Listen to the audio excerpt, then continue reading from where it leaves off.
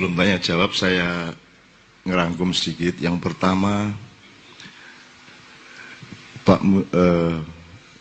antara Pak Muzamil sama Dudung dan Irfan ya. Jadi gini, Pak Muzamil berangkat dari sejarah kontinuasi dan sejarah adopsi. Kita memilih adopsi, jadi kita itu salah sejak lahir. Jadi 1945 itu sangat bagus, tapi dia salah pilih. Jadi bayi kita sudah cacat sejak 1945 karena kita memilih menjadi makhluk yang bukan anaknya bapak ibu kita, gitu ya Pak Muzamil ya.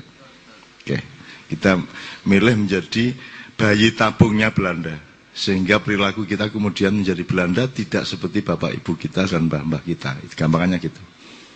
Itu di bidang konstitusi, hukum, perilaku budaya, bahkan cita-citanya juga bukan cita-cita seperti bapak ibu dan mbahnya. Cita-cita bangsa Indonesia yang lahir 45 adalah cita-cita Belanda, cita-cita Barat gitu. Satu. Nah, kalau kita ngomong kontinuasi dan adopsi, sebenarnya di dalam kontinuasi yang berlangsung itu terdapat adopsi dan terdapat kontinuasi. Jadi maksudnya hidup kan tetap kontinuasi ya, tapi dek iki nerusno lagune sing wingi apa nggawe lagu anyar kan gitu. Kalau saya boleh bikin periodisasi, jadi sebelum Demak itu saya menyebut, tidak usah jauh-jauh sampai ke Aji Saka ya.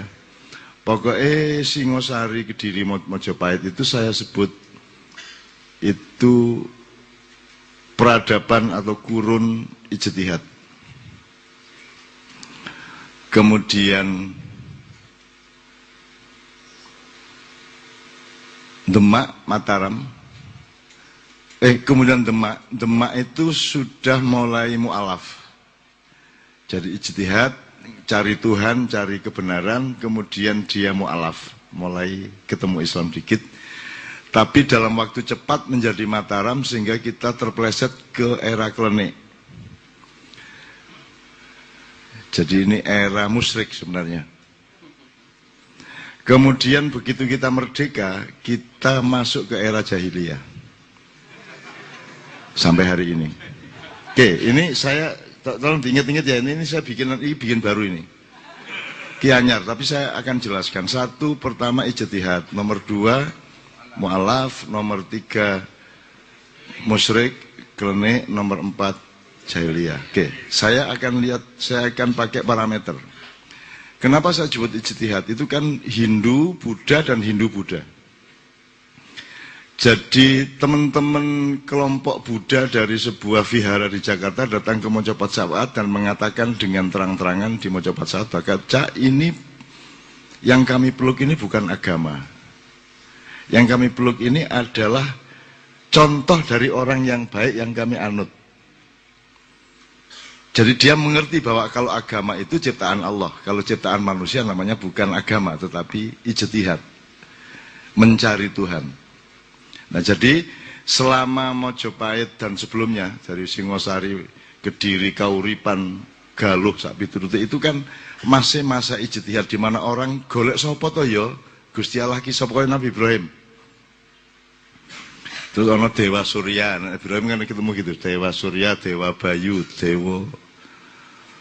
Akhirnya disimpulkan dari semua itu ketemu ada tiga dimensi atau sifat utama, yaitu yang menciptakan, yang memelihara, dan yang merusak, yaitu Brahma, Wisnu, Siwa.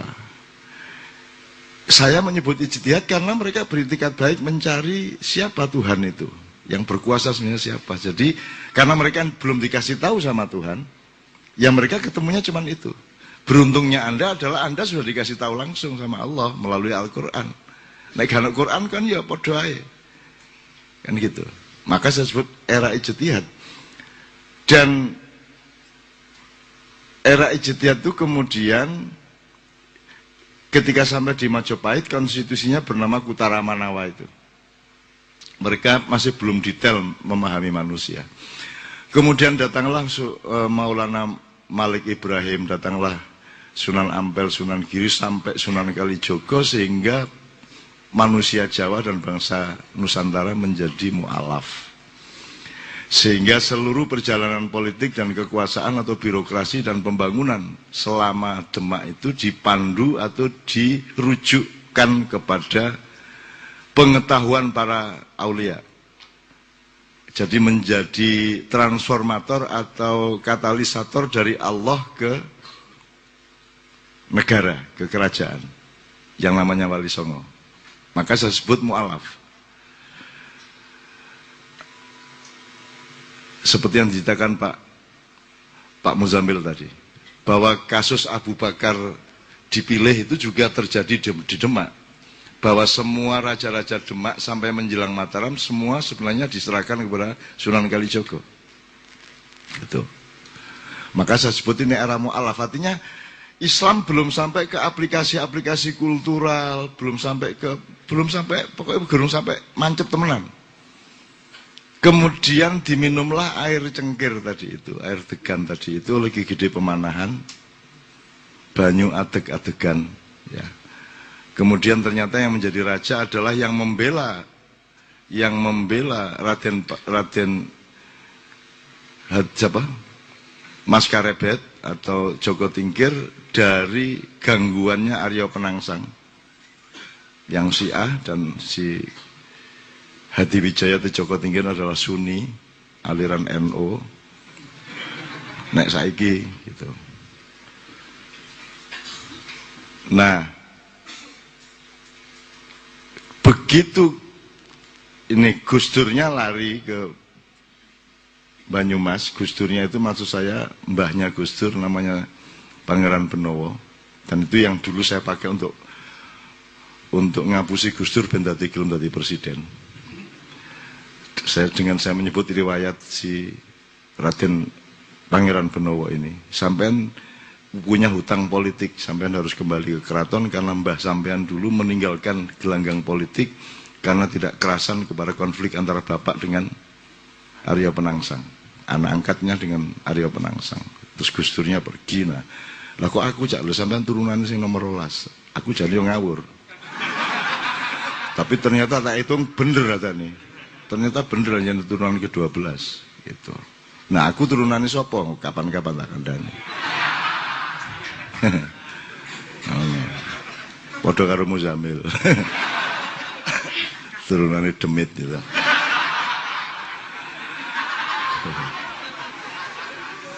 Mulane nek ngomong metutu-metutu ya.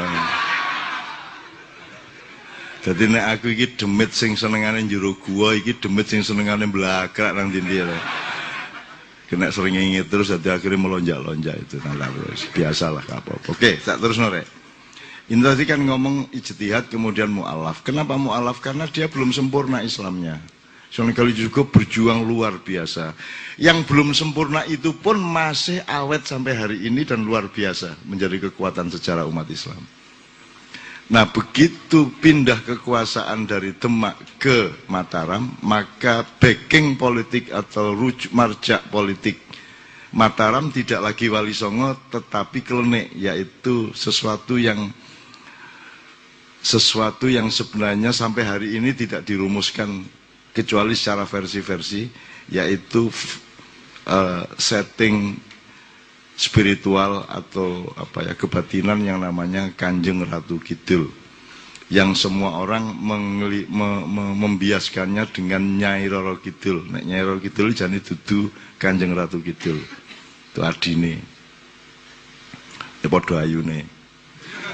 Dan Gus Dur SMS Nyai Roro Kidul dikongkon jilbaban. Dan dadi saiki nek kon nang laut kidul pokoknya angger ana sret kok kayak jilbab berarti Kanjeng Roro Kidul, Kanjeng Ratu Kidul. Jilbabe kadang kuning, kadang putih, kadang biru, meh padha karo banyune sak piturute. Ya nek gak ono ya karang-karangan dhewe kaya ono. Baru cerita nang tangga-tanggamu, aku mang delok. Wong ya gak iso verifikasi toh ya. Ya sama dengan Kiai 3 Jogja tadi kan ya. Gak iso dicek atau apa ya tak gak sekaro rek. Oke. Jadi pindah ke kebatinan, berarti kalau pakai istilah Islam dia punya kecenderungan syirik, dan itu berlangsung sampai hari ini sebenarnya. Dan itu syarat saya kepada Gus Dur dulu, Gus, ki sampean saya usahakan benar untuk menaklukkan Golkar dan P3 dan Pak Harto untuk supaya PDIP kalah. Sehingga sampean yang jadi presiden, Mega kalah. Ya sampean jadi presiden, Habibie-nya mundur, Mega kalah. Gus Dur tadi.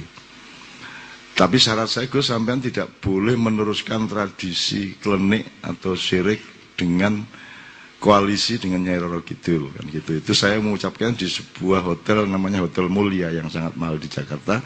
Beberapa 2 jam sebelum pemilihan Gus Dur akan jadi presiden. Terus Gus Dur jawab, Roro Kidul wis beres aja. Beres ya napa wis tak SMS. Lu sampean kandhane apa? Wis tak kon jilbaban.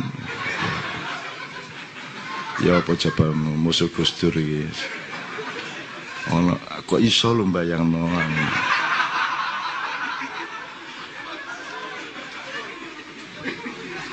Jadi Gus Dur iku mesti ndelok gambare Pangeran Diponegoro wis mbayangno nek helman ya apa ya.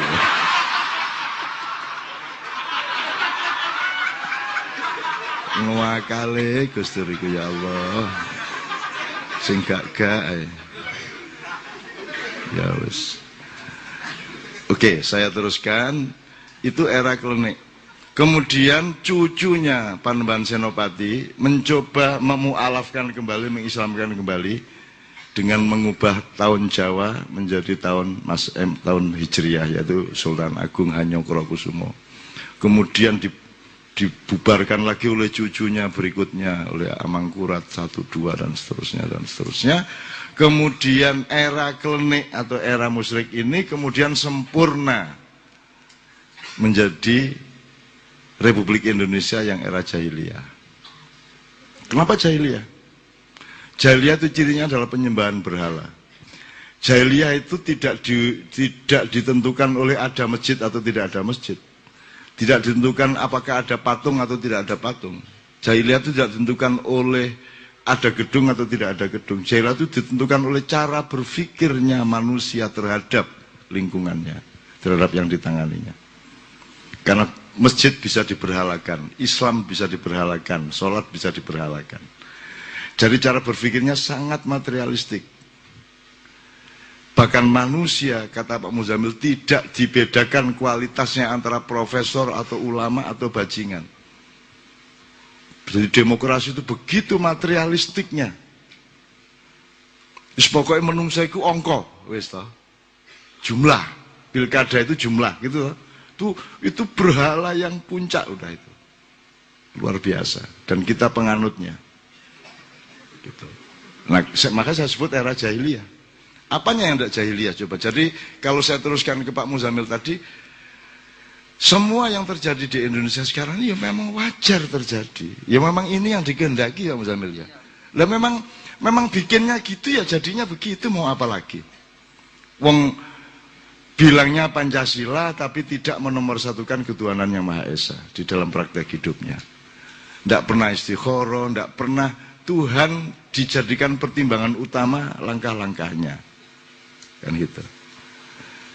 Ini kalau saya belokkan ke kepemimpinan tadi. Yang tadi Pak Muzamil kurang menjelaskan adalah kalau kamu meminta kekuasaan atau mencalonkan diri jadi pemimpin, maka Tuhan tidak berurusan dengan apa yang kamu lakukan sebagai pemimpin. Kamu celaka atau tidak, Tuhan nggak urus. Tapi kalau kamu disuruh menjadi pemimpin oleh Tuhan melalui rakyat misalnya, maka Tuhan akan membantumu ikut bertanggung jawab karena inisiatornya adalah Tuhan. Tapi kalau kamu mencalonkan diri, inisiatornya adalah kamu sendiri. Ya sekono lakonono dewe.